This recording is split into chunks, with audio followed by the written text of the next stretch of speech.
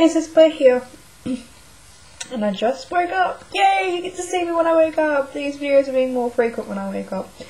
And I look like a mess, but you know what? That's life. Okay, so I'm here to tell you that I got over 5,200 words yesterday on my first day of Nano. And I wanted to write more during the night, but I thought, you know what, I've done pretty well today. I'm going to spend some time with my partner since he works during the week. But overall, I'm really happy. And I started, before Nano, I actually was going to stay up until 12 o'clock at night and write like I normally do in Nano. And it seems like this occurrence with camp that I get very close, so very close to 12 o'clock and passing that number, passing that time, and I fall asleep. In this particular case, I was quite sick, so I didn't begrudge myself the sleep I needed.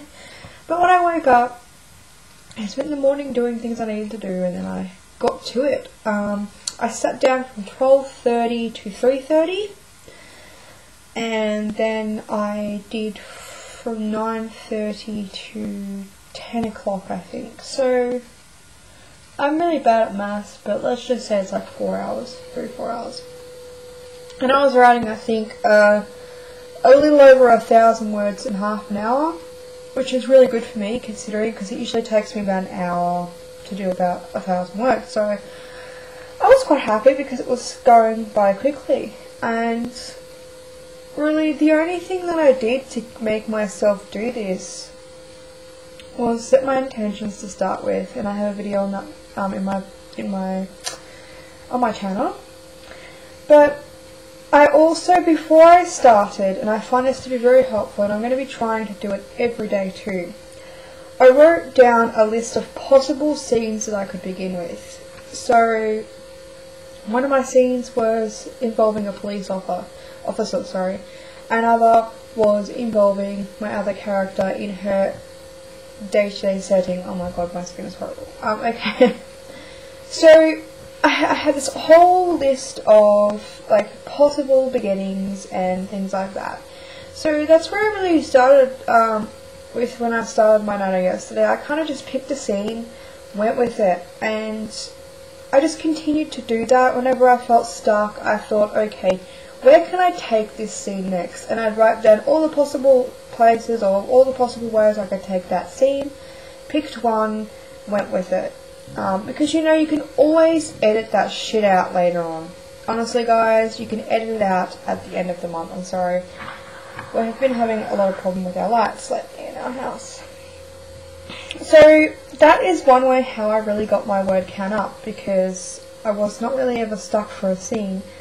And even if it wasn't chronological in the story, I like chronological things, but I feel like if there is a part where I can't really write the next part, but I have inspiration for another part, then definitely I'm going to do that. The other thing that I did was that I used things in my life experiences and things around me. I had been reading Annexed, and you know, I knew before that my character was a history lecturer. And so I kind of used my thoughts about Annexed and asked my character how would she feel if she was reading this book or teaching this war history to students and things like that. What would she say? And you know, a lot of her opinions were very close to me, but a lot of her other things just weren't. And it's amazing to see your character progress through that sort of stuff. So I was able to sort of share that with my character and have my character share that with another character, and for me that works, and it's a really great thing. And you know, I was sitting here in my room, in my writing room, writing, and there was this I guess concert or something, because we live very close to the racetracks where they always have concerts and festivals and stuff like that. There was a festival.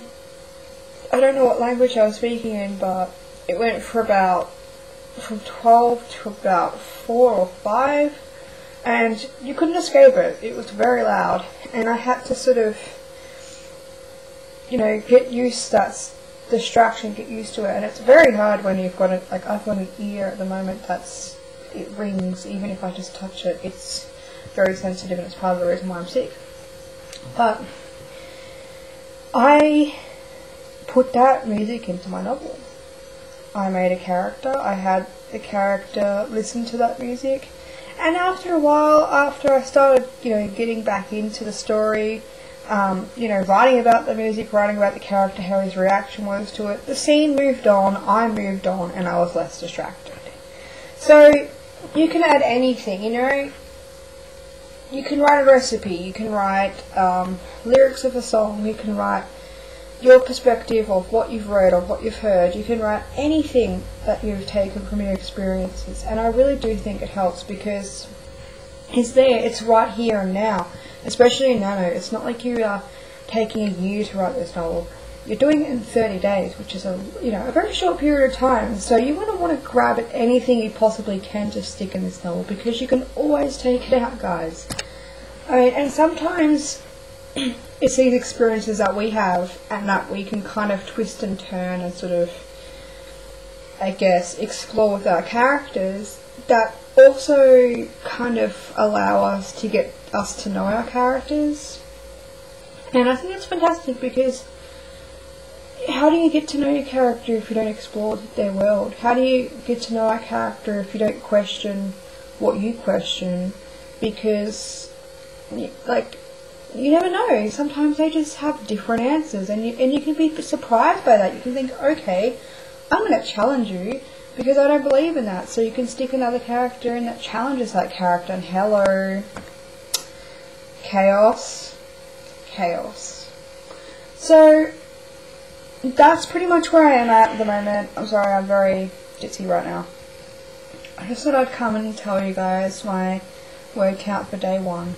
It is day 2 now, so I'll probably make a video if I can tonight. I don't know if I'm going to make one every day, but I thought I'd make one today.